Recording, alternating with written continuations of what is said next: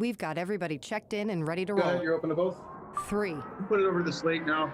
2, 1. Take camera 1.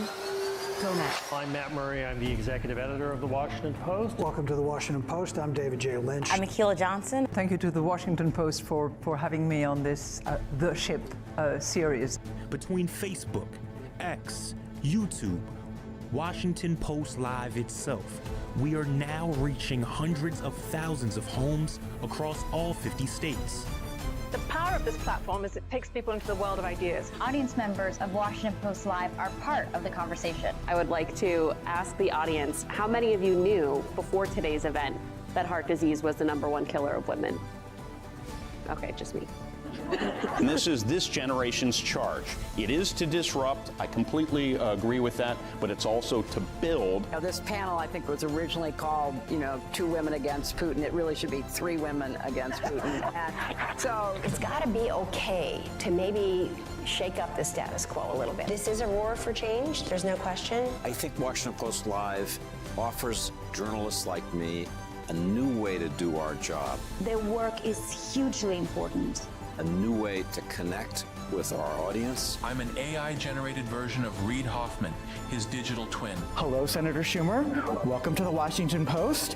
This is going to be fun. A new way to deepen our engagement with people who care about the Washington Post and our mission of gathering news. The value of failure is the thing that happens often before success. If we're going to win this, we have to start manufacturing this in the United States. I'm still having a lot of fun, Kat, like a lot of fun. We're very much a part of our own audience, so we've always built the show that we wish we had.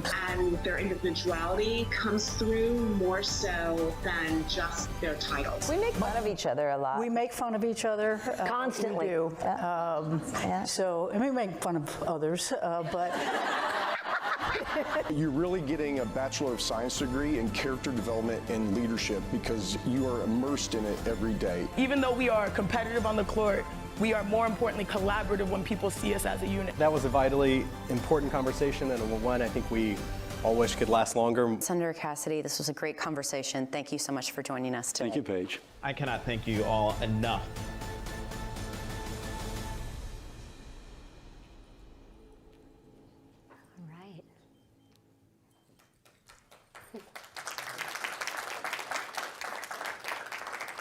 Good morning, everyone, and welcome to the Washington Post. I am Gina Cooper. I'm Managing Director of Washington Post Live. Thank you to everyone who is joining us here in room and to everyone who's live streaming from home or the office today. The artificial intelligence revolution is no longer a concept. The future is here. Today, we are covering how this technology is impacting our everyday lives through the lens of healthcare and medicine. We'll hear from a cross-section of leaders about how AI can present new solutions from persistent challenges that we see, like costs, access, physician burnout, all across healthcare. First, my colleague, Frances Steed-Sellers, will talk to Amir Dan-Rubin, founder and CEO of the VC firm Healthier Capital. He was previously the CEO of One Medical and Stanford Healthcare. We're excited to hear about his perspective on the future. Then, National Health reporter Paige Winfield Cunningham sits down with Representative Ami Bera, Democrat from California, to hear how Congress is thinking about these important issues. Akilah Johnson, also from our health team, will lead a panel on how AI is enhancing the patient and provider experience. With that, I want to thank Johns Hopkins Carey Business School for sponsoring today's program. We are also looking forward to hearing from 2 of their top executives about on-the-ground AI systems and how they're implementing those across healthcare. We hope these insights across these speakers will help all of us understand the future a bit better. Now, my colleague Frances will join us on stage just after this video. Thanks so much.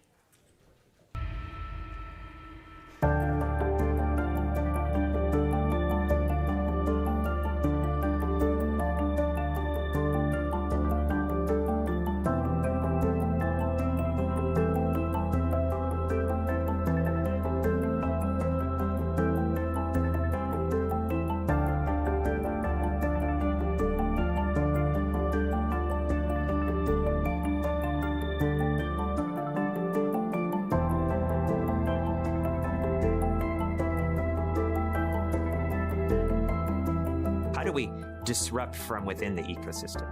For example, we might bring innovations in AI or machine learning or software or technology, but then how do we think about how is healthcare purchased? How is it accessed?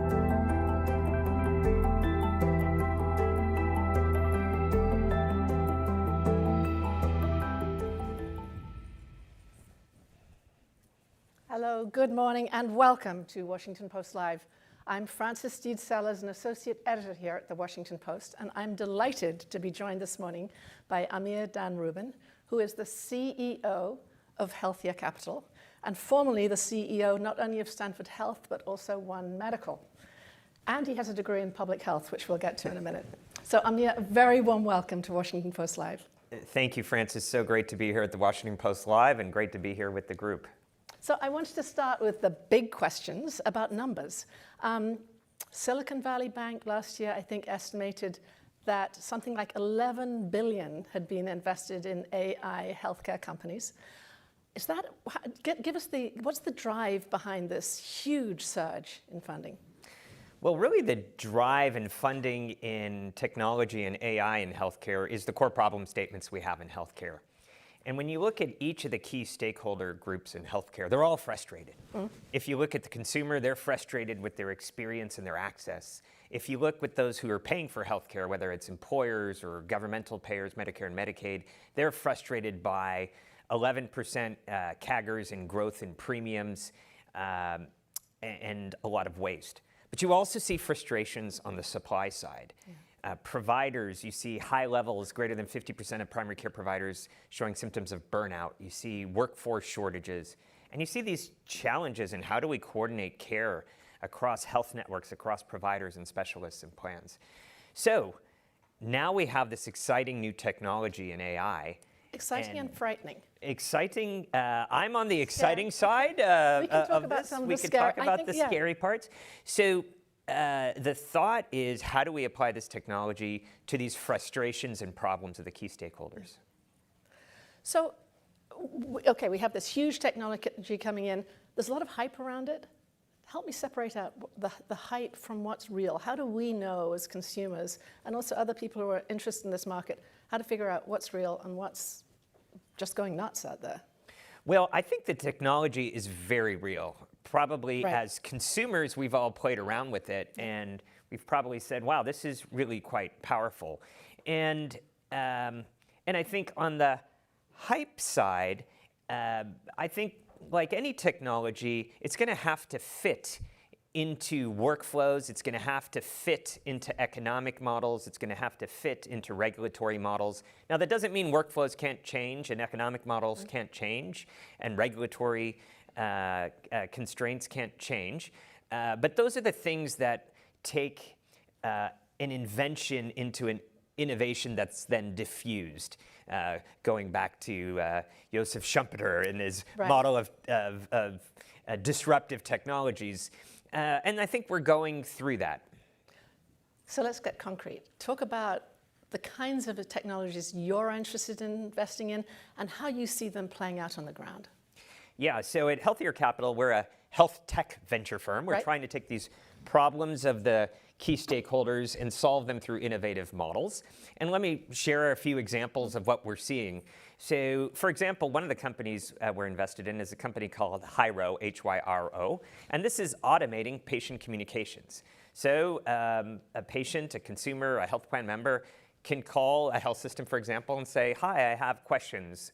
What are your hours? What are your locations? I'd like to book an appointment. I'd like to schedule an appointment. I'd like to reschedule. I have a question about my bill. And this is using AI agents to answer that. So in voice or in message or from voice to message. It always has high customer service. It can speak in different languages. And basically, it's answering the questions as per the rules of the healthcare organization. So you could feed it the rules. And if the rules aren't in there, it won't make up an answer. But we're seeing this. They're now at 45 plus large health systems around the US, automating access, improving workflow for team members. And is that healthcare specific, though? That kind of access is something that I might need with any other business I deal with, right? Well, what makes it healthcare specific is not so much just the AI, but for example, people will ask questions like, I have epilepsy and I want to know if this is covered under my health plan's eligibility, and I need an authorization for that. And do I need the MRI scan before I book the appointment? And I have a question on my bill. Complicated stuff. So one needs the clinical logic in there, and then often one needs to navigate disparate systems, whether it's eligibility, benefits, authorizations, scheduling, electronic medical records.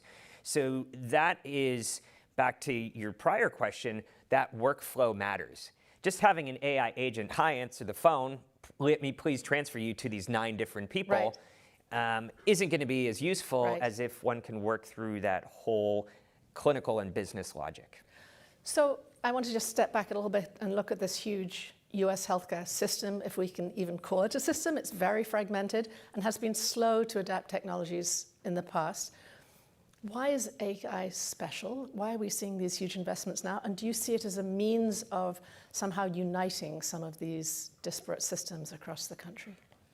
I do see AI and technology as a means of uniting disparate healthcare systems. Maybe just going back to the example I just said. Today, if a patient once mentioned this to me at one of the health systems I worked at. She said, you know, being a patient here is a full-time job. Right.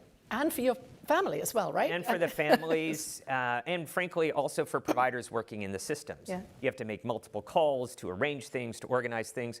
Well, what if those AI agents can make those calls? I'm a believer in lean, process improvement. Wow. Suddenly I'm relaxing, yeah. There you go. And so in lean thinking, we're like, hey, why don't we simplify the process, which we should do. Right. But if the process is really complicated, what if I have AI agents that have plenty of time and can make many inquiries on my behalf? I can get my scans sent from one provider to another provider. And exactly. And part of where healthcare is falling down is that coordination. Right. And so if we can help automate that coordination, the other place that healthcare is falling down is kind of the burdens of the healthcare system, the administrative burdens, the coordination burdens. Well, if we could help automate that and take some of those tasks off of our clinicians and providers, and allow them to focus on the caregiving part, the human part, we're really hopeful that we can see improvements. So I'm so glad you mentioned the human part, because I think people now recognize they've lost something, right? Particularly in primary care. They think back to the sort of Marcus Welby, the doctor who knew your parents, knows your children, can kind of figure out a lot about you through those other relationships. It's very hard today to get a primary care doctor. We end up going to urgent cares and sometimes to ERs at vast expense. Does AI help with that, or am I just going to be talking to chatbots and... AI can definitely help in primary care. I used to be the CEO of a great organization called One Medical, now Amazon One Medical. Okay, and we should say then that Jeff Bezos, who was the founder of Amazon, also owns the Washington Post, just as disclosure. Coincidence here, but a nice coincidence. But we absolutely were leveraging technology, first machine learning, now AI in our workflows. So One Medical is a modernized primary care organization that has a membership subscription, now available on Prime, for digital health and in-person care locations. And we use technology in a few different ways. So first, for example, with a membership, a person can interact with One Medical in an unlimited fashion. Well, unlimited is a little bit hard to manage for people. So we built first a layer of machine learning software, used natural language processing to understand language, now using Gen AI. And so we can interpret those questions coming in.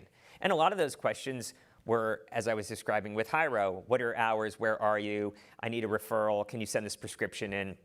And a lot of that can be interpreted, automated, and then teed up for a human to act upon. So if we could remove this work off of people, simultaneously reducing those burnout symptoms, then we can increase that access for people. So I do believe that this technology can help the front end of healthcare, of accessing, of asking those questions, which does take a lot of human time. So we have had hundreds of questions from the audience since we set up, and I want to ask one of them that's coming to me. It comes from Joshua Steerwald from Ohio, and Joshua asks, how can we scale reliable healthcare AI across diverse populations when demographics, disease prevalence, and disease patterns vary locally? So models don't overfit to one site and fail elsewhere. This takes you back to your public health background as well as your AI now? It's a big question. Yeah, well, thanks, Joshua, for that great question. And, you know, it's kind of bridging two concepts. One concept is called population health, back to the public health concept of how do we think about a population, kind of risk stratify that population and make movements to advance health proactively, with the concept of precision health. Right. How do we take the individual and guide? Is precision health the same as personalized medicine? These are all buzzwords, but sometimes personalized medicine, people started with the concept of genomics, and now we think of it maybe more broadly of not just omics, genomics, proteomics, metabolomics, but the environment, your behaviors, your social determinants in these broader issues. And so I think we need to think about both. How do we move a population, but also how do we customize care to the specific person? And so I think in these AI models, what we can do is we got to be careful not to fit too much data to the individual and not customize it to the individual.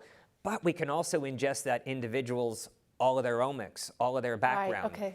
And so I think we have the opportunity. We have to be careful about how we train these models and are the models giving us correct answers, but we could also tune them to the specific individuals.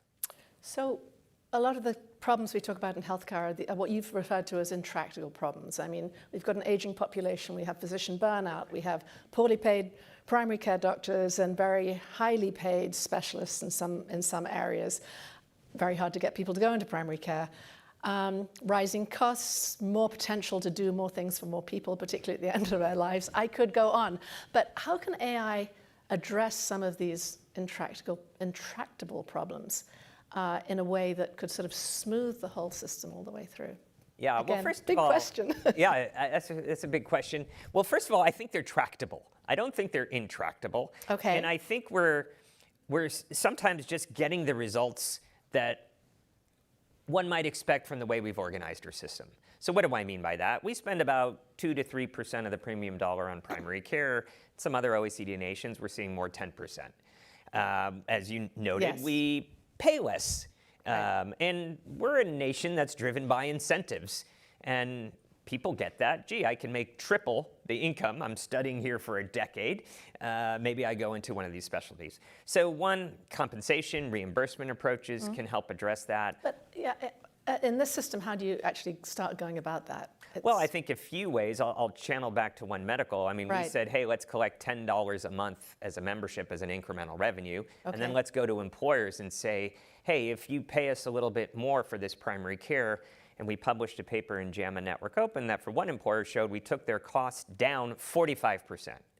So we said, but aligning these incentives isn't easy, but one can do that. And then we went to providers and we said, hey, if you work with us, we won't pay you a fee for every service. We'll pay you a fixed salary.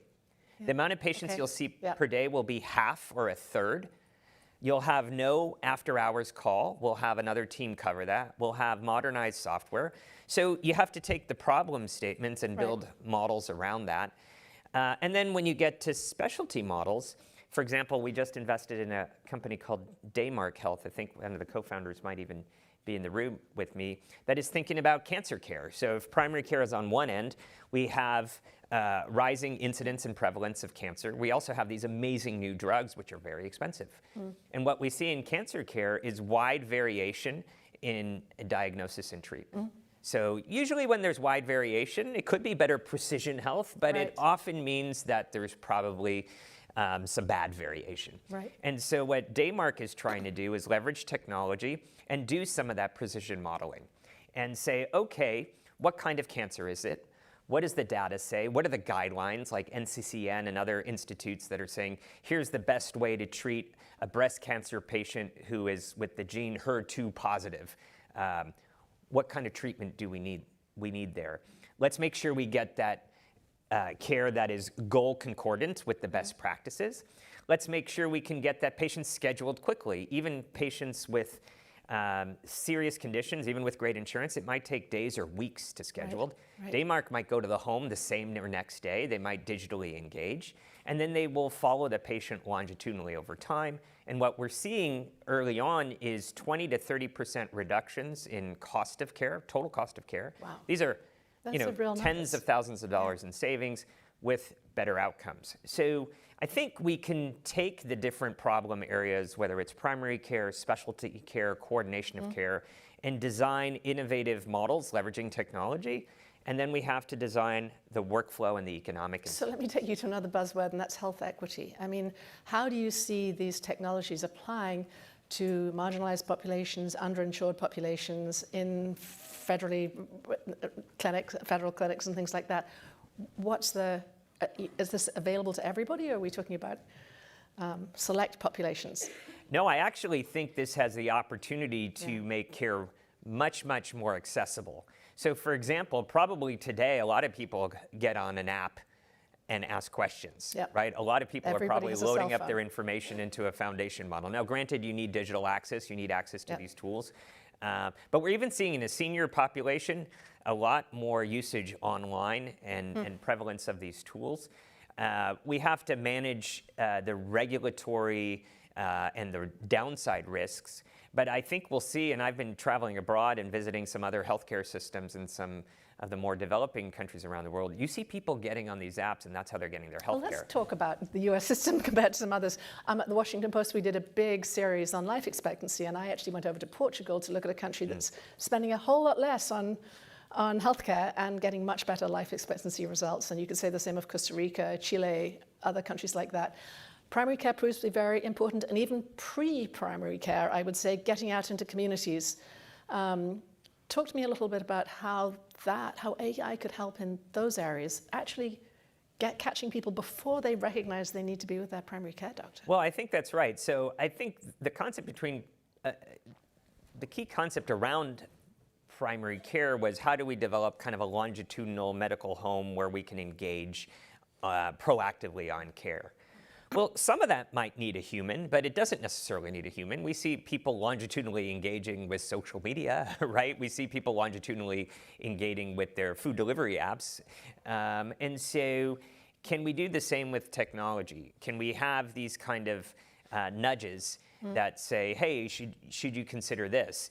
And a colleague of mine from Stanford, BJ Fogg, who's written on behavior change, he talks about motivation being about behavior change being a function of motivation, ability, and a trigger. Motivation is hard to change, but ability, make it easy to use. Right, okay. Make it really easy to use. So if we have things that we believe in that are secure, that can help nudge us, that probably have people on the surrounding it, it can't just be technology, I don't believe. I think these are ways we can have longitudinal partners, technology partners. Many of us use digital calendars, right? We use digital messaging. I think we're going to be seeing much, much more of that in healthcare. Many of us use electronic health records and engage with our team members on those electronic health records. The problem is we have humans on the back end doing all that work, and they can't keep up with all your omics, your proteomics, genomics, and all of your steps every day, but the machine can. So take me back just a little bit to One Medical again, and how you employed this thinking and revolutionized the way that company worked and addressed healthcare. Well, we went back to the core problems of each of those key stakeholders. So for the consumer, we said, what does the consumer want? They want a response in minutes. Okay, and they don't want to be charged every time they ask a question. So we said, okay, let's set up a membership fee. So we were, in essence, charging, but not at the margin. And then we said, asynchronously, or a synchronous video chat, you could get a response in 2 or 3 minutes for any question you want. And that gave us a 90 Net Promoter Score and 90% retention, and people love that. Versus today in healthcare, if you have a question, how would you get a question answered? Right. You'd book an appointment, you'd take weeks. And then for the employers and payers, we started then selling the membership to employers. We said, hey, if you had a salaried model primary care with really easy access, we hypothesize it will reduce your cost of care because there'll be less specialist referrals, there'll be less emergency department visits, which was the case. And then on the supply side, we said for providers, you don't like getting paid piecemeal, you studied so hard, we'll pay you a fixed salary. We'll have a smaller panel size, and we'll have about half the clicks that you'd see in a normal electronic health record. So we addressed that physician burnout. And then to help coordinate care, we did partnerships where we integrated our system with the big electronic health records of health systems. So we thought about each of those stakeholder groups, and we built a model to address those frustrations of each of those stakeholder groups.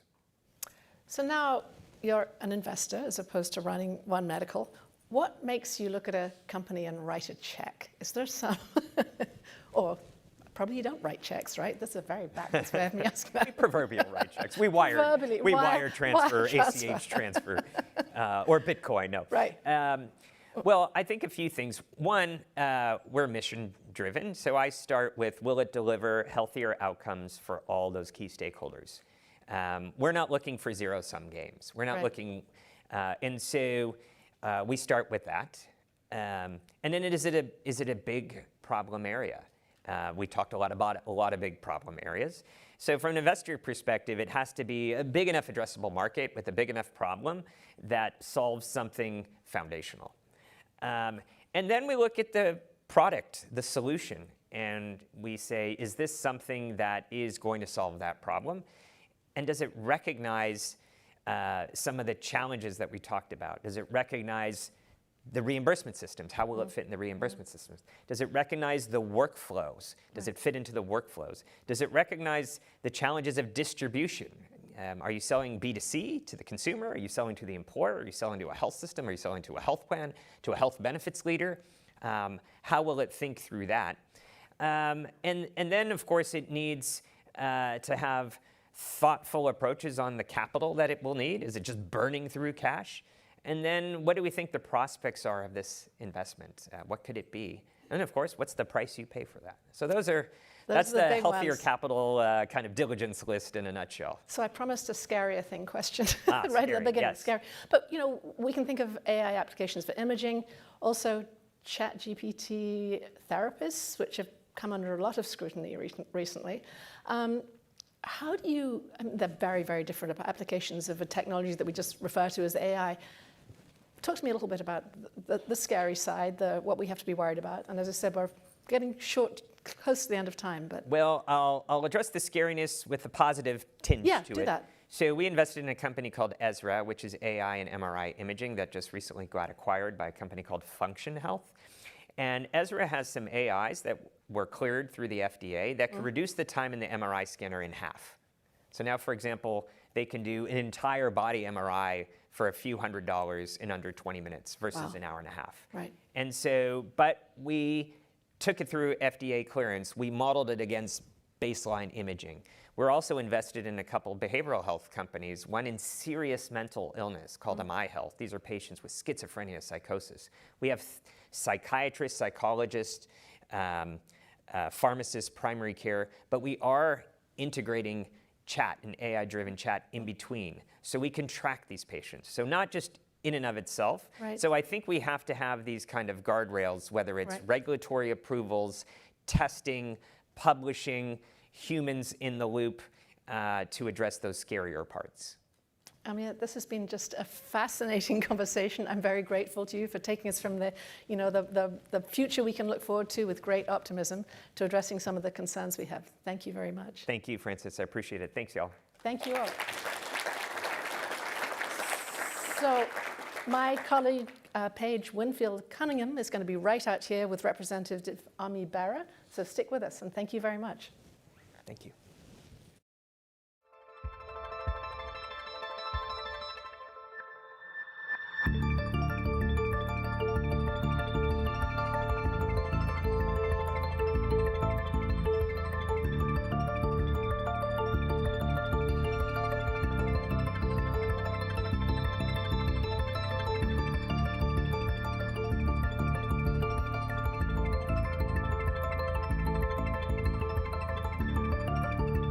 It's our job as Congress, right, to put up those guardrails. We were slow to the game in social media, and it's really hard to put up those guardrails today.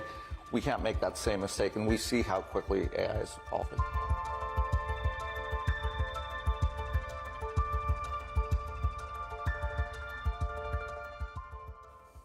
Hello, I'm Paige Winfield Cunningham, a national health reporter here at The Post, and today I'm pleased to be joined by Congressman Ami Bera, Democrat of California, and co-chair of the Health Innovation Caucus. Congressman, welcome. Thank you for having me. So I know we're all trying to imagine what the world is going to look like 5, 10, 15 years from now as AI is integrated. I know you're a trained physician, as well. And first, I'd like to ask you, as a physician, what do you see as the biggest problem AI can solve when it comes to healthcare? I think right now we pay way too much for healthcare and we don't always get the outcomes that we want. So I think AI, if used correctly, will make me a better doctor, right? It'll help improve diagnostics. It'll cut through unnecessary administrative burden. So you've already seen rapid adoption of digital scribes. So I can actually sit and just have a conversation with my patient as opposed to sitting there writing my note. And then, I still have to go back, read the note, make the corrections. But all of that will allow the doctor-patient relationship to improve, and I think improve quality and outcomes. I know you've solicited a lot of input from the healthcare industry on AI. Can you share some of your takeaways and what you've learned through that? Absolutely. So going back to the last Congress, Speaker Johnson, Hakeem Jeffries, the Democratic leader, came together and created a bipartisan AI task force. So Jay Obernolte, Republican, Ted Lieu were both co-chairs. The way we approach, and when I agreed to do it, I said I'd focus in on the healthcare side. So we just went out and asked industry, advocacy groups, doctors, how are they thinking about this? I think a couple aha moments and things that I think we really do have to tackle fairly urgently. The FDA probably has most of the tools and authorities that it needs to approve some of these algorithms. But one that I keep thinking about is, given how rapidly AI is evolving, if they approve, let's say, an algorithm for congestive heart failure today, with generative AI, it is learning, constantly changing, et cetera. It won't be the same thing a year from now. So how do you constantly look at this technology that's evolving and changing and getting better? It's probably not go back to the FDA and ask them to look at this on a regular basis. It's probably not letting industry self-regulate, but it's somewhere in the middle there. And I think there's some urgency because we see how fast AI is evolving. And I know that there's talk of creating a select subcommittee on this. Can you tell us about that effort?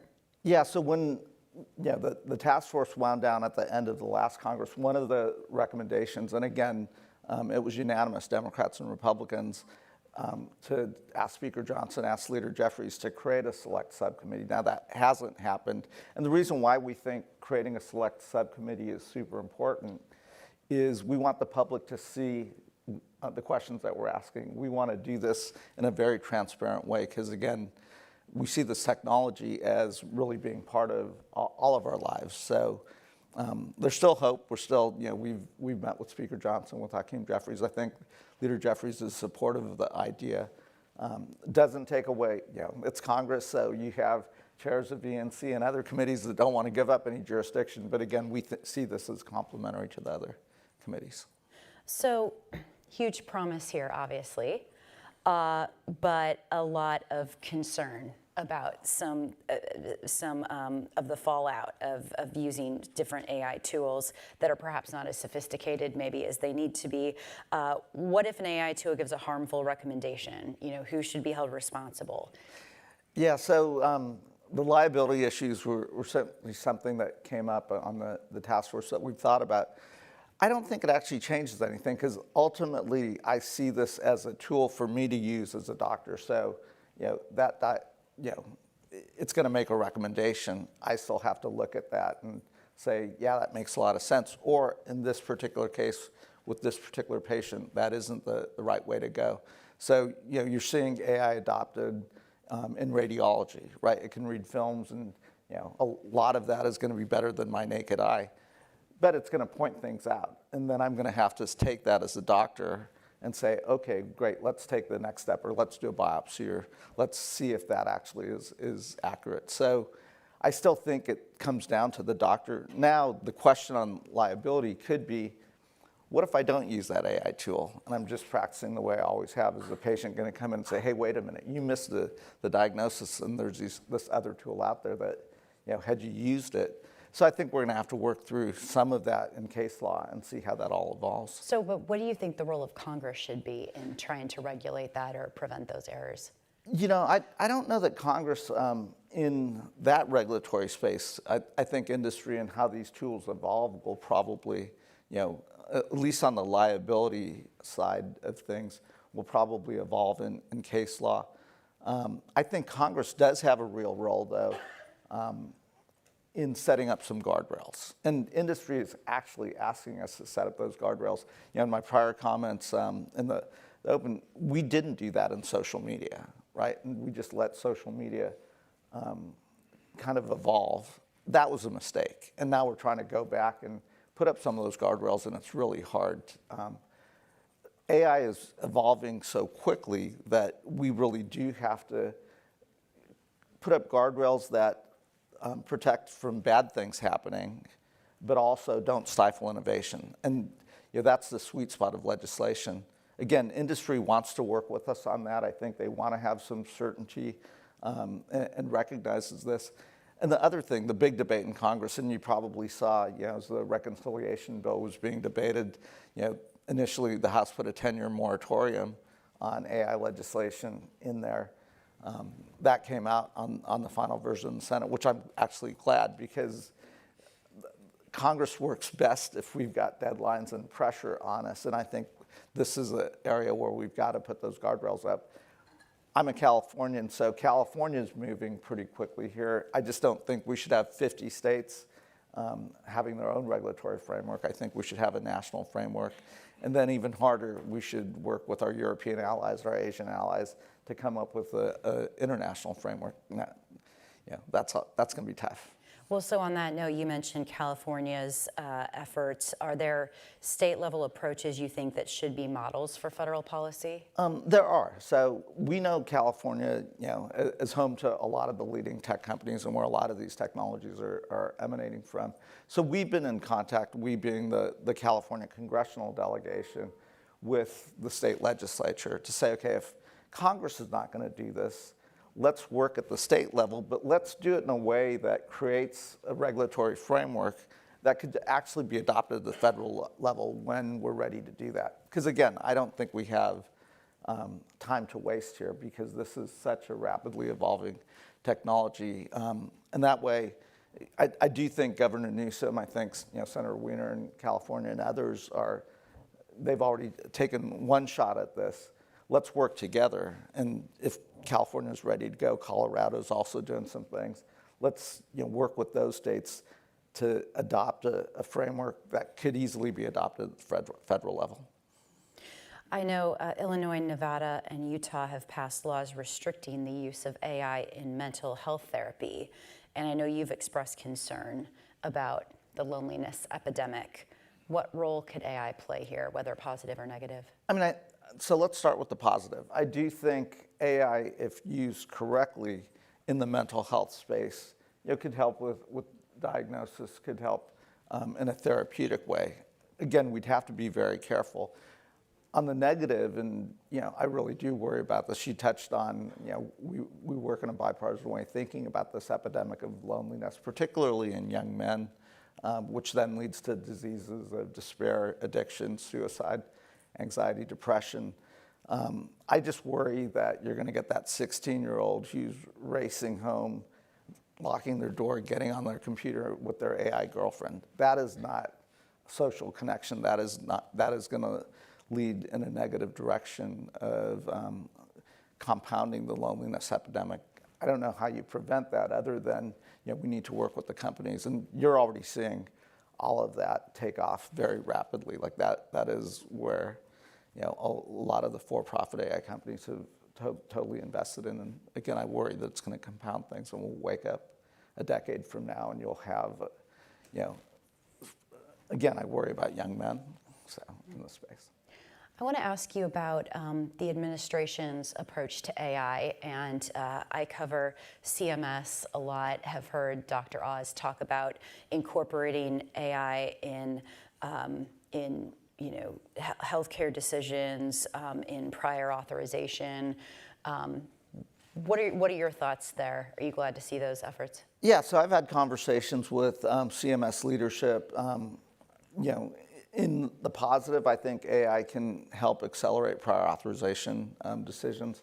In the negative, industry health plans could use it to increase denials or put up barriers to prior authorization. So I think that's an area where there's not, it's not a partisan issue, and there's not an issue between Congress and the administration that we could probably do. Interoperability of health records, what does that look like, and how can you use AI in that capacity? That's something that CMS wants to work on. That's certainly something, my 13, 14 years in Congress have really wanted to get to interoperability of medical records. So I think there are areas in this juncture, particularly in the healthcare space.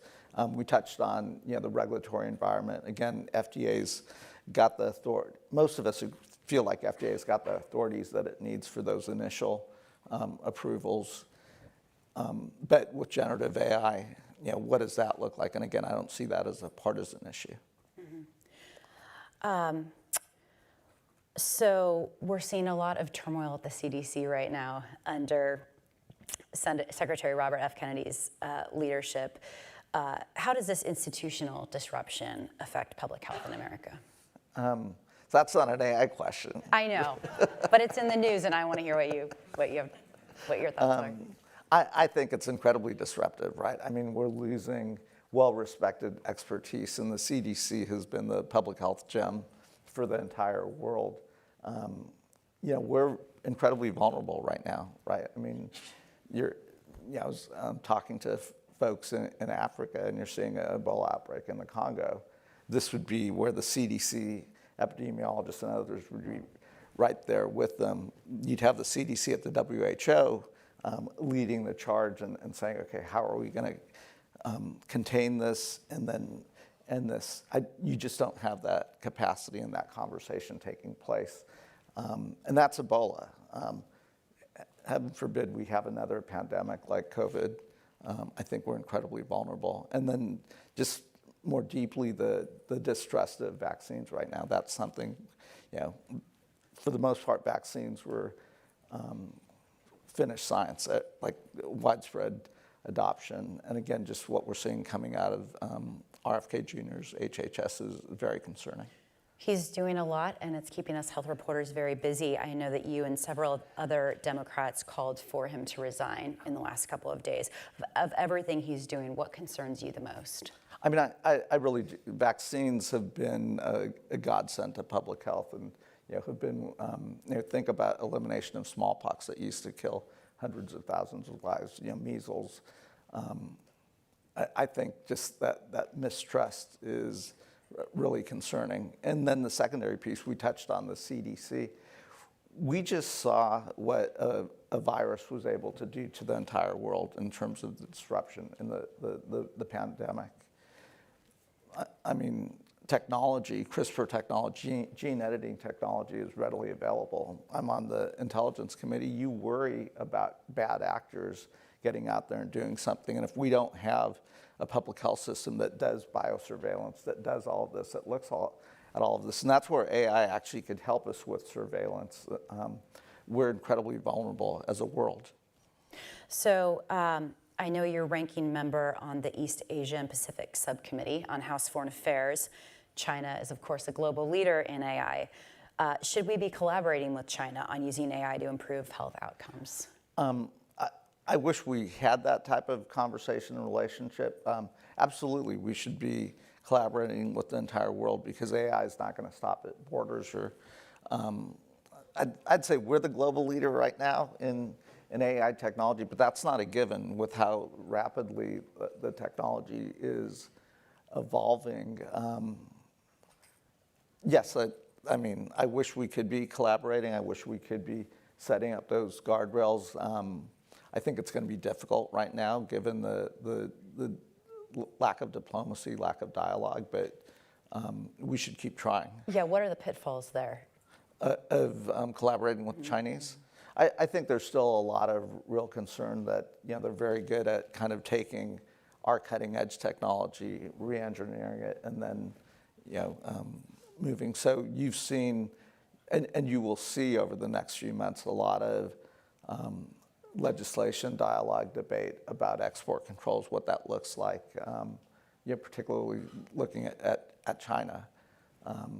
But you'll look at that with India, you'll look at that with other potential competitors. As I said, right now, I think we are the global leaders because we do have a lead in technology and in the most advanced technology and chips and so forth. Obviously, you're seeing a debate about NVIDIA and what chips we're going to allow them to sell to China and whatnot. It'll be interesting to see where the administration lands because they may not land at the same place that Congress is. Well, we're almost out of time, but what should we be watching for over the next few months when it comes to congressional action on healthcare AI as you're in the middle of all of this? Well, let's start with, I hope we don't have a government shutdown, but the next few weeks could get pretty interesting. I really do think we will, once we get past this funding, I think you'll see a renewed effort to try to get a select subcommittee up and running, or at a minimum, a task force. But again, I think since this technology is going to be part of all of our lives, I think it really should be a select subcommittee where the public can actually see those experts coming in, the folks that have been briefing us, the questions that we're asking. Because right now, the more questions we ask, the more questions we have. And Congress does have a role in, again, at a minimum, putting up guardrails. Well, Congressman Bera, unfortunately, we're out of time, but thanks so much for joining us for this important conversation. Thank you for having me. Be well. Again, I'm Paige Winfield Cunningham. Please stay with us.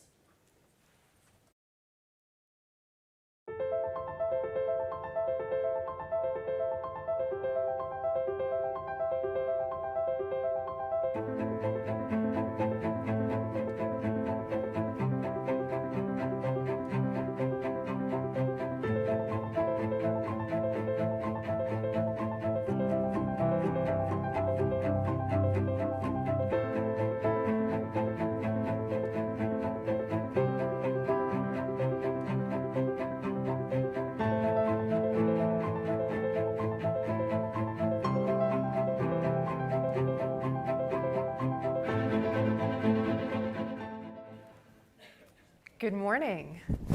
Hi, everyone. I'm Louisa Savage. I'm editorial director of WP Intelligence, and I'm really thrilled to be here today, especially since yesterday we just relaunched the Health Brief newsletter, the daily newsletter on healthcare. So we're thrilled to be here. I'm particularly excited to be here because we're going to talk about leadership. And in this moment of massive technological change in healthcare, leadership is at the forefront of everyone's mind. And we have an incredible panel of experts on leadership in healthcare and AI. With us today from Johns Hopkins Carey Business School is Christopher Myers. Chris is the director of the Center for Innovative Leadership and professor of management organization. And that's a big title, but the bottom line is he specializes in helping people lead through times of change and in sharing knowledge to drive innovation at organizations. And next to him is Ting-Long Dai, and he is Bernard Ferrari Professor of Business, and his work focuses on integrating AI into clinical workflows and improving productivity, access, and equity in healthcare delivery. So we've been sitting behind the scenes watching the conversations today, and they have had a lot of really interesting reactions to what we've heard, so I can't wait to dive in. We're going to talk about the on-the-ground challenges for healthcare tech leaders when it comes to AI, and how to integrate AI, how to train staff, ensure accountability, and really balance the real-world expertise with sometimes inflated patient expectations of what AI can do. So Chris and Ting-Long, welcome. Thank you for having us. Leading through change, leading in this moment is uniquely challenging, obviously, as this self-teaching system keeps changing up the game. So let's just talk about how leaders at a healthcare delivery organization can adapt in this age of AI. And maybe we'll start with you, Chris. What are the big issues that healthcare leaders need to start looking at? Where do they even begin? Yeah, I think it's the question that's really so pressing for all of us right now. We talk a lot about what goes into the development of these AI tools, how are we training them, who are the new entrants in this space. We talk a lot about how will frontline providers make use of these tools, will patients be receptive to them, but then there's this massive gap in the middle of how we get from one end to the other, and that's all about how these tools get procured, how they get implemented, how they get calibrated, and those are all essentially leadership decisions that fall to leaders throughout the healthcare sector, right? Whether that's in what we might think of as traditional organizations, thinking about are they going to engage with a new startup or an AI system that they might procure for their workforce. But it definitely affects those leaders who are in health delivery settings who have to think about how are we going to incorporate this into our workflow? How are we thinking about the ways that we calibrate it? If it's a system, for instance, that might alert us to a patient who is developing sepsis, are we going to set that alert threshold to be extremely sensitive? Or are we going to maybe make sure that it's definitely a case of sepsis before we would have the alert go off? That's a clinical decision that has ripple effects throughout the organization. It changes how many procedures we're going to do, the billing process that we might engage in with those procedures. And then ultimately, how are we going to get buy-in, support, and feedback from the people who are making use of these tools to be able to make sure that we're sort of balancing their needs appropriately? So there's a lot that happens in that middle space that I think really comes down to how leaders enable their organizations to make use of these tools.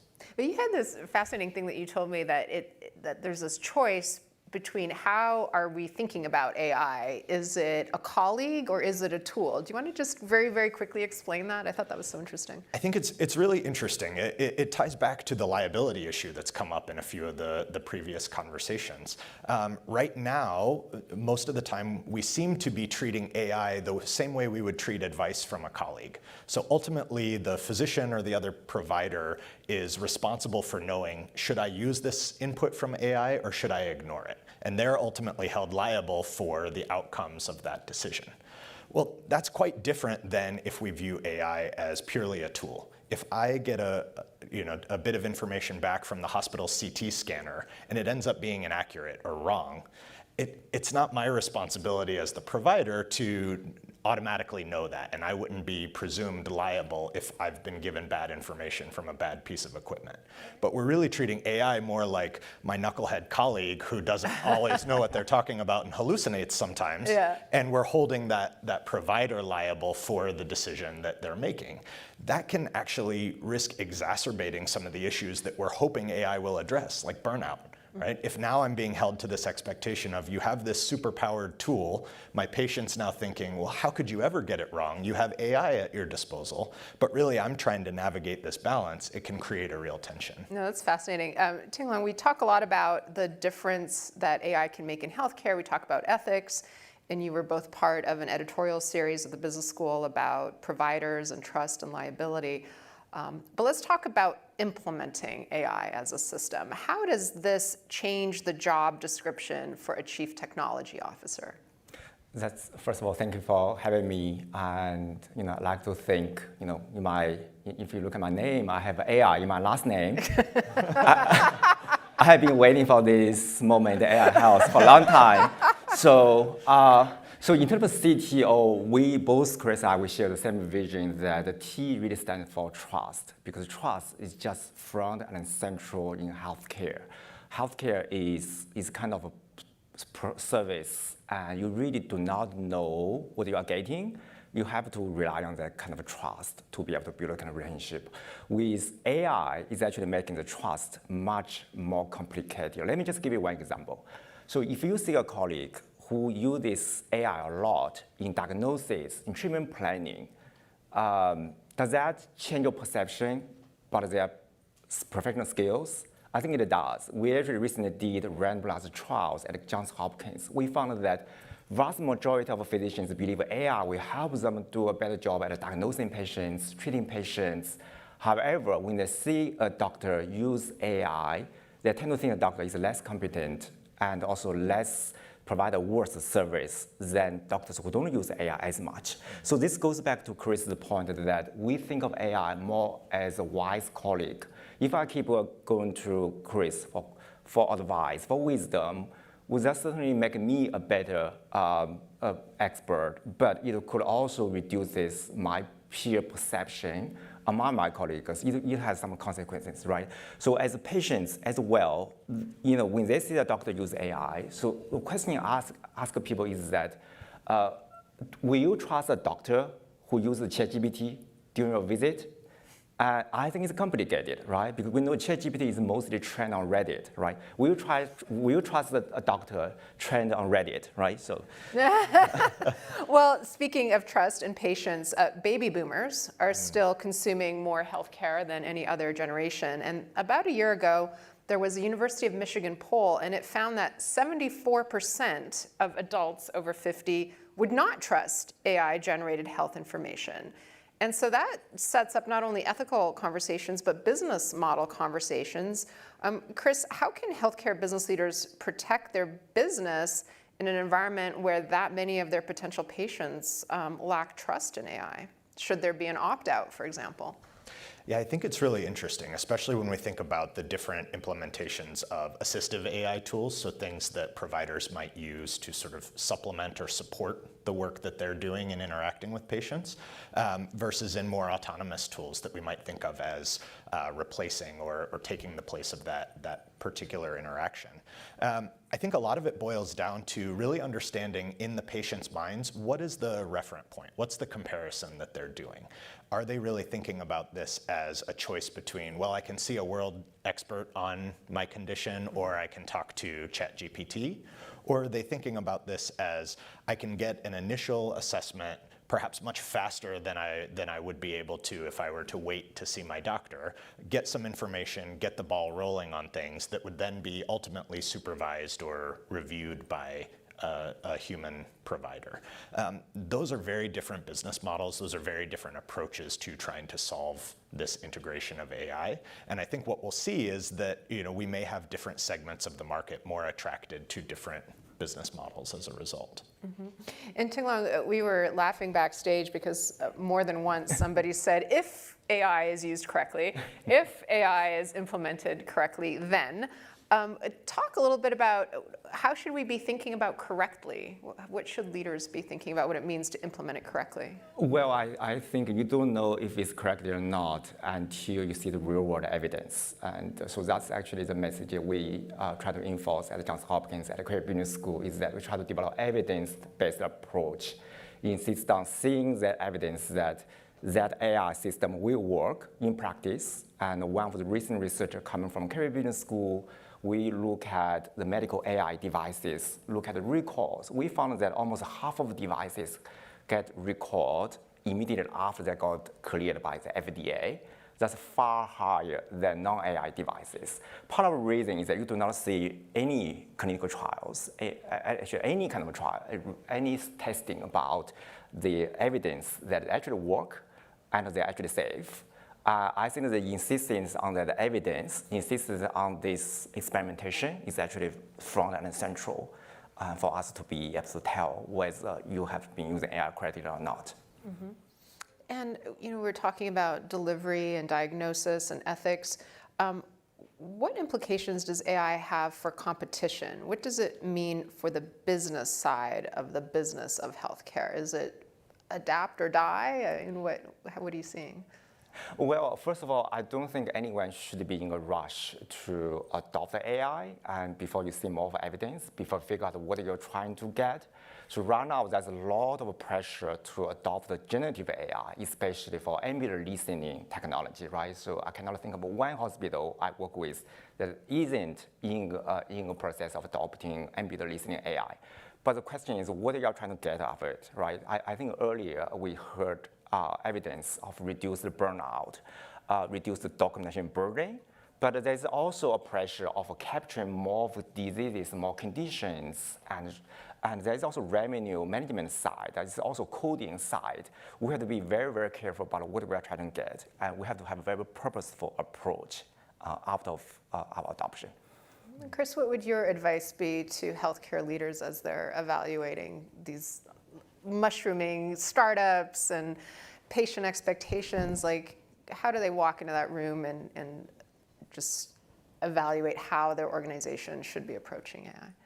I mean, I think echoing a point that was made earlier, that really thinking about what are the pain points, what are the needs that we're trying to solve for here. I think what we've seen so far in many healthcare organizations is going after what we might think of as the low-hanging fruit, right? So, AI scribes and notes, right? That's, an area where we understand well the technology's capability, and we're able to adopt it and implement it in fairly unobtrusive ways.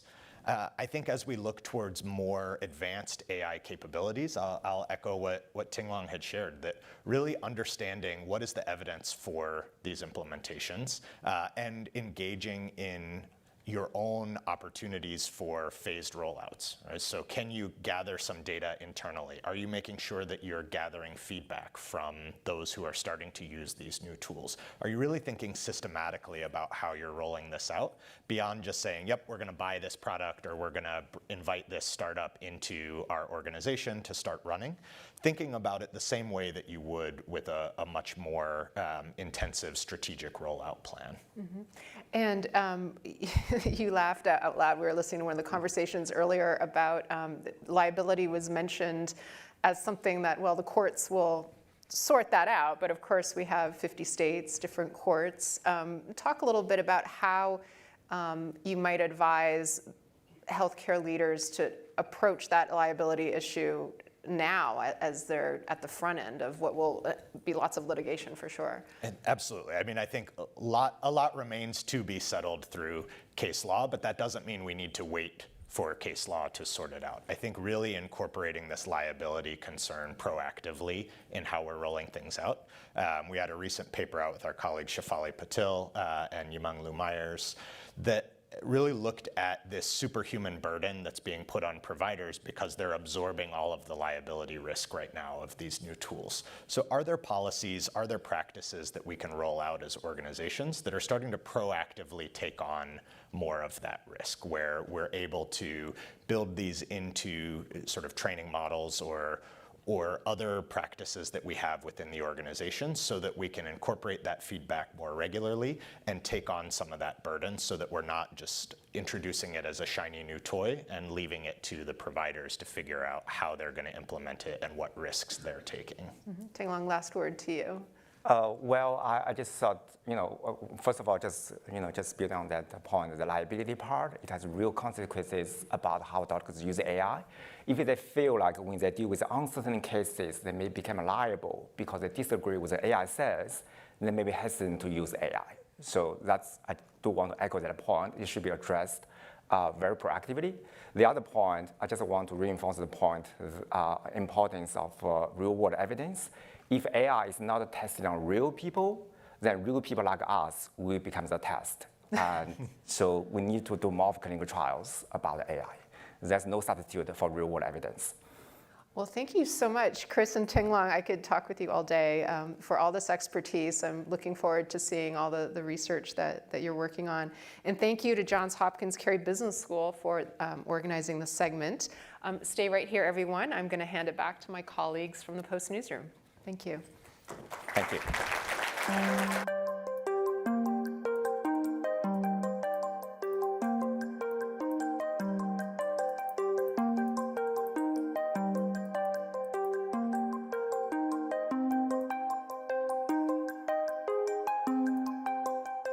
I think there's going to be like a companion tools like that come around that help providers. I don't think in any way they're going to replace the providers.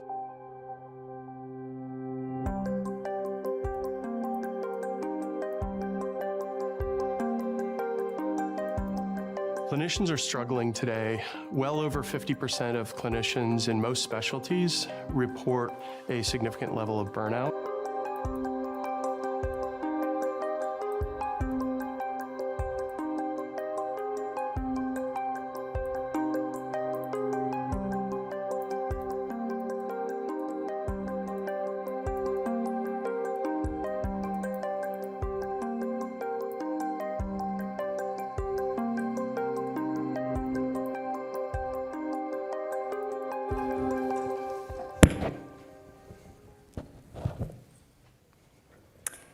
Hello, I'm Akilah Johnson, a health reporter here at the Washington Post, and I'm pleased to be joined today by Dr. Shamila Makija. I did not say that right. Makija. I just had to say Akilah Makija, Dr. Makija, the founding dean and CEO of the Alice L. Walton School of Medicine, Dr. Reed Conant, senior physician and executive at Abridge, and Matt McVeigh, executive vice president and chief information officer at Children's National Hospital. Welcome to each of you. Thank you. Oh, I said good morning and welcome to each of you. Good morning. Thank you. Thank you. Hopefully everybody's coffee's kicked in so far. Dr. Makija, Dr. Mack, let's start with you. As you are building a medical school from scratch, directly from the ground up, how are you reimagining medical education to prepare these future physicians and doctors in training for an AI integrated world? You know, I've been a department chair at 2 institutions, and we learned throughout the years that a lot of the students that were coming into residency or finishing residency were not prepared to handle the new technology. It just so happens to be called AI right now, but it was always a technology issue of understanding how to apply it for patients, for themselves, and also just how do we deliver care better. So being able to start, and we would always say, if I could start all over again, this is what we would do. So it's over many years of accumulating thoughts and ideas, and we put it on the ground. And so we have a foundation of a traditional curriculum, but we've intentionally weaved through the arts and humanities, bringing back empathy into the relationship with the patient, and incorporating health system sciences. How do we bring in technology and understand that, and how do we apply it in the real world? So it's been a lot of work, but a lot of fun in having that opportunity to build it from the ground up. So Dr. Mack, you're building something from the ground up. Matt, you are working with established systems. So talk a little bit about how do you maybe retrain and re-educate folks who are already doing this work to be more tech savvy and AI thinking? Yeah, I mean, I think more and more, as somebody that's spent 20 plus years in healthcare information technology, my job is less technology, more change management. It is incredibly sophisticated in the work we need to do from a process change perspective and working with our clinicians and our operators. And that partnership and alignment is critically important, particularly when you are, as you suggest, we're going into an environment that does exist, and we're adapting workflows for this new reality and new possibility that AI can bring to us. Is everybody happy about that? You said change management, and as a reporter, as someone who deals with lots of change management, I feel like there could be some friction and tension in there. I mean, I think there certainly is at times. This is actually, I think, because of the dynamics we all have in our personal lives, and we see the promise of some of these tools, and it's a growing reality for all of us. I think more than any other technology change, it is more ready for adaptation or adoption from our staff. But that doesn't mean there isn't some that are out in front of where we want to be, and then of course some that we want to need to push and pull along our journey as we try and implement these technologies.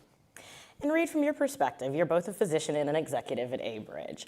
Let's talk about the promise and how specifically addressing kind of the documentation burden that so often is contributed with physician burnout. How do you see AI as helping to alleviate and minimize some of that?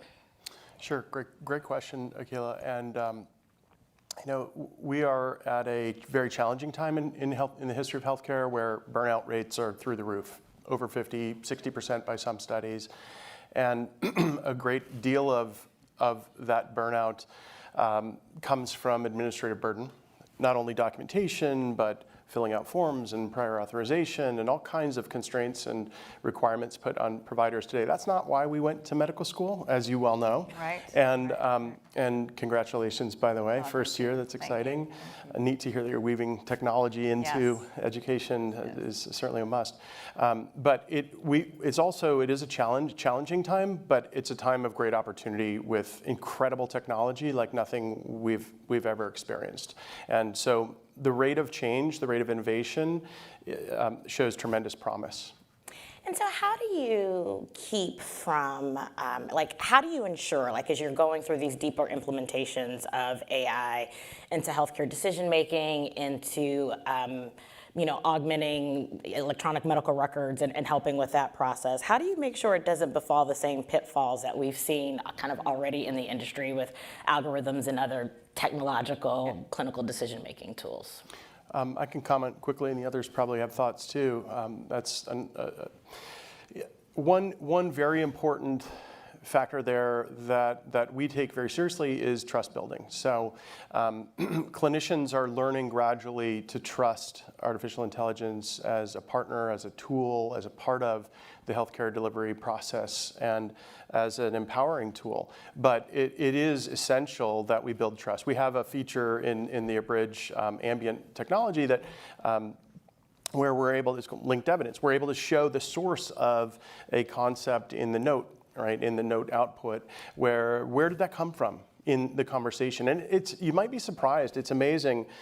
Many providers will tell us, gosh, my notes are better because so much is retained and captured that I might not have even put in that note if I had written it 10 minutes later, or certainly 2 hours later, having seen 10 or 20 more patients, right? So it's the AI, the strength of the AI is helping us where we need it, but it's essential that we build that trust along the way. Can I add on? Of course. We're using your technology and even teaching the students on how to take better notes, right? Because the old way is to write down and take the notes and hope that you can capture while you're still communicating and connecting with the patient. But we're now incorporating that into the curriculum. How do you use this to take a better note and connect back? And we're even taking it a step further of giving them feedback in real time of how they were interacting, how they were connecting with the patient. So I think it's all a continuum, and we're trying to embrace it instead of being fearful of it. It's interesting because I'm listening to you all talk too about note-taking and trust building. One of the things that comes to my mind is there's been some studies when it comes to negative patient descriptors that find their way into notes. And so I guess, with the concept trash in, trash out, how do you account for just the humanness when it meets AI and you have these situations like that? Matt? I mean, I think it's a great question, and it's funny because trust was the first word that popped into my head when, from a different angle on the prior question. We're in the trust business as care providers, and I think more and more our role in both understanding the depth of our data, which is foundational for everything that we put in place from an AI perspective. We're spending a lot of time making sure we understand the structures, the lineage, and where that came from in a true data governance sense, to be able to make the tools work effectively and make sure that we have the outcomes we would expect. And as part of that is understanding that the technology doesn't filter out, to your point, it doesn't filter out what's there, and how we set it up in a way that makes it very both meaningful and appropriate is part of our trust and our brand and what we provide. I think the other part of trust is actually, because there's so much information out there now, and there was an article just over the weekend around essentially doctors being, that they're not actually real, right? And what are the implications of that? And so how do we stamp what we believe as Children's National to be trusted information, data, and tools is really, really critical to our success and long-term longevity. Can I add one more thing to that? As we're talking about education and how we're weaving technology in, it brings to mind a conversation that I had with one of our partner CMIOs recently, where we were brainstorming on ways that we could use the Abridge technology and ambient and generative AI to build on educational processes today. Imagine a situation where I see a patient, I go back, and if I'm in a residency role, let's say I'm a resident, I go back, I present the patient to my supervising physician. Imagine using AI to sort of coach me along the way, where in real time I could maybe look down at my application and it'd say, oh, you forgot to mention this, or consider this, or you might want to think about presenting it in this way, right? Same goes for injection of intelligence midstream into the conversation with the patient, right? And the administrative burden of documentation is almost table stakes. So that we've achieved great progress in building notes, high quality notes, compliant notes. But now what else can we do? And that's where it gets really exciting, is what kind of intelligence can we inject midstream, mid-conversation, where I'm talking with a patient, might want to consider these questions in the context of this conversation, plus the patient's medical history, broader guidelines, best practices, and that's where it gets really exciting to me, to us. So Matt, I want to come back to you for a minute and talk about, you were mentioning trust, and you work at a pediatric hospital, so I feel like the burden when it comes to trust is much higher, right, when you're dealing with children. And so I'm just curious about kind of some of the unique challenges from a pediatric specific kind of dosing algorithms to family communication needs, and how you're implementing AI solutions that are specifically designed for peds, and what kind of special considerations does that require? Yeah, that's a great question. And we've been, as an academic research institution in top 5 pediatric hospital, we've been thinking about how do we use prediction data to predict outcomes for many, many years. I think what's different now is this direct translation work that's happening into the care delivery process. And likewise, we've always had system level considerations that we'd have to think through to make things relative for peds. So it takes, again, a strong governance model and perspective around how do we both move with urgency, because we feel that urgency to support the needs and to maximize the capabilities, but also how do we do it in a thoughtful, measured approach.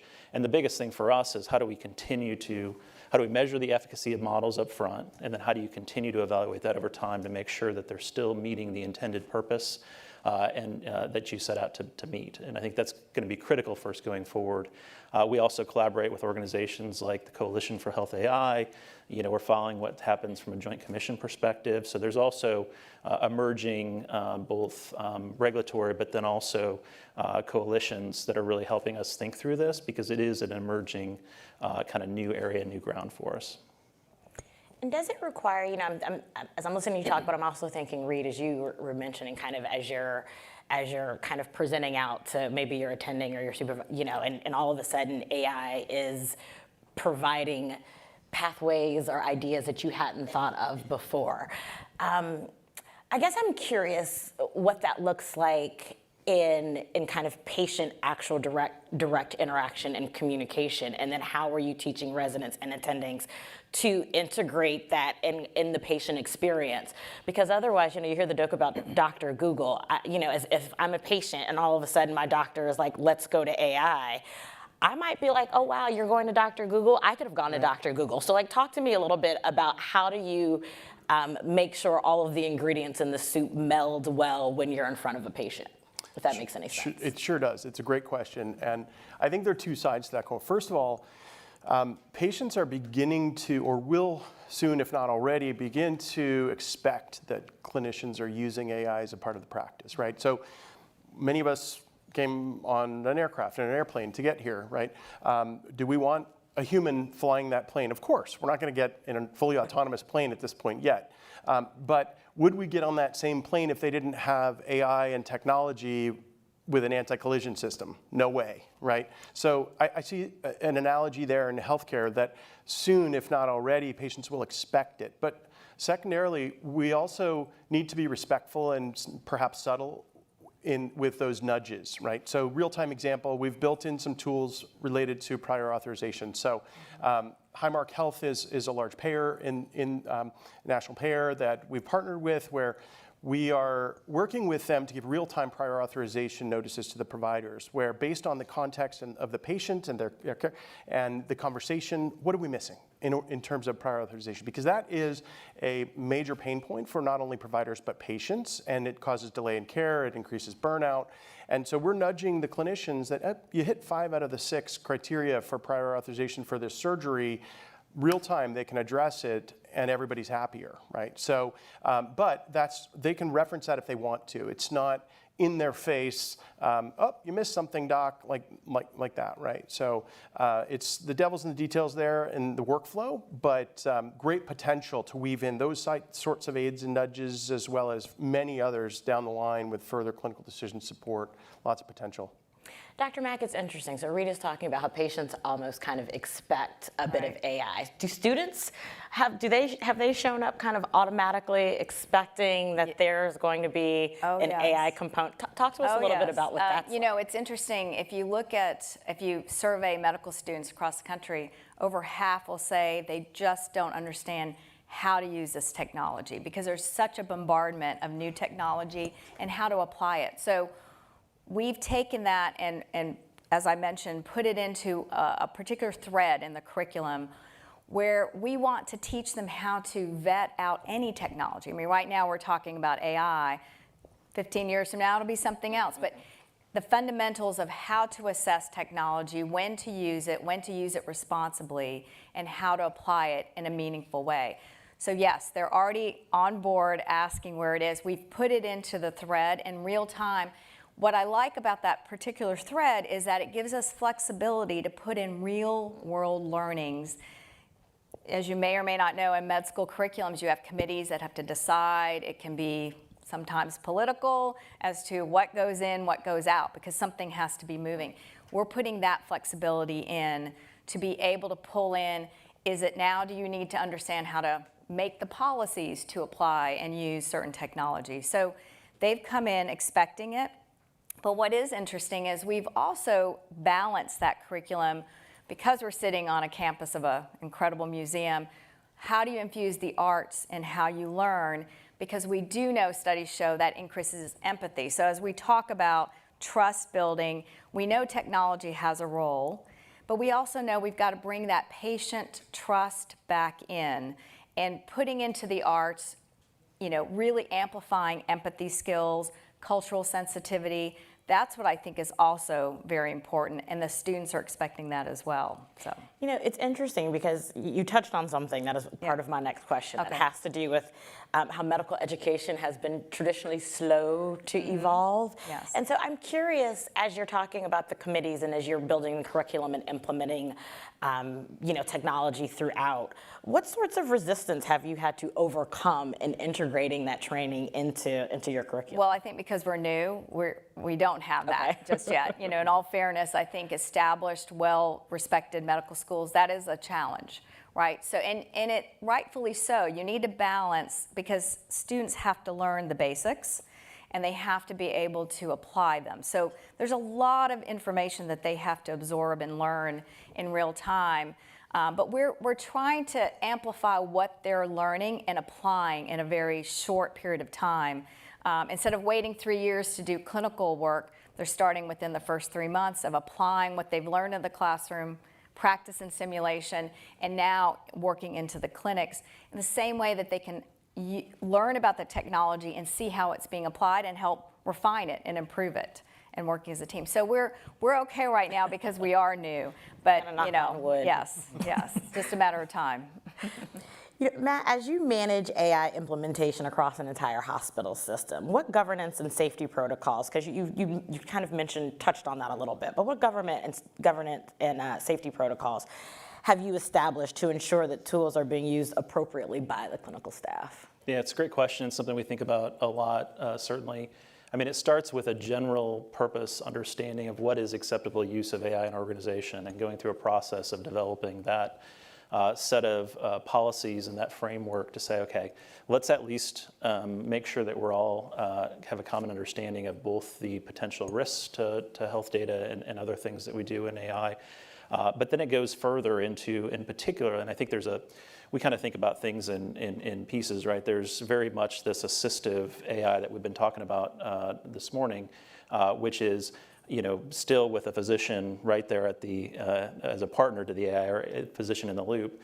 As things progress forward, we're going to have to continually refine our thinking and governance models around those things that we actually allow to start taking action, right? And when you think about those opportunities, you know, some patient-facing opportunities for to do some of the basic administration tasks, et cetera, or revenue cycle tasks, but then ultimately to provide clinical guidance. That's a whole nother level of deep integration with our clinician researchers to make sure that we are comfortable with what's happening, but also that we are continually testing and monitoring the AI to make sure that there isn't potential concerns that arise over time. And I think lastly, I think there's this back to the trust and transparency point, is making sure that we're actually open with our patients and families about what we are doing. And I think the point around the expectation over the long run, I do expect that we are actually going to be judged and measured on our use of this and adoption of AI over time, as well as becoming a destination because of our use for new medical students coming out of programs such as the one you're creating. So I want to take an audience question. And Dr. Mack, I know that part of the Alice Walton School of Medicine's mission is to serve rural and underserved communities. And we have a question from an audience member on this topic. Eric Rosenkratz from Maryland wants to know, how will AI help extend care to rural Americans who are increasingly lacking services locally? You know, I think that's a challenge happening all across the country. You know, we are in Arkansas and part of the Heartland region, which comprises about 22 states, and we all face that same problem of rural health care. What we are doing, at least at the medical school side, is we are attracting those students that have a rural background. Less than 5% of medical students are from a rural background. Our first class is 15%, so we're on a good start. We do know you're more likely to go back to your community and work there. But we don't think that that's just the only answer, because you can have one doctor in a rural community and they're going to have burnout, you're not going to be able to retain them there. So what we are partnering with Mercy Health System, which has 57 plus hospitals in the Heartland region, used to working in rural communities, we're tapping into the virtual care network of their strengths, not only to provide better access for patients, but to support those doctors that are in rural communities that may not even be a part of Mercy Health System, but are we'll connect them to be able to talk to specialists, to primary care doctors, to support the doctors. That's how we feel that we can at least strengthen that relationship to provide support for the rural doctors out in the community, in rural communities. I mean, I think it's very complex, as you know. It's very complicated, but we're trying to thoughtfully look at how do we piece together, even though we are parts of different health systems. Absolutely. Yeah. Akila, can I? Yes. You have like 20 seconds. If you can say it in 15 seconds, you can say it. Okay. Just going to say that we're also decompressing the burden on the providers in the office today, so that they get out earlier and they have more available slots for patients. That increased access to care is very important in a part of that picture. Yes, absolutely. This has been a fascinating conversation, and I wish I could have given you 5 more seconds because I feel like I have a follow-up. It would have been good. Thank you so much for being here. We really appreciate it. Thank you very much. Thank you, Akila.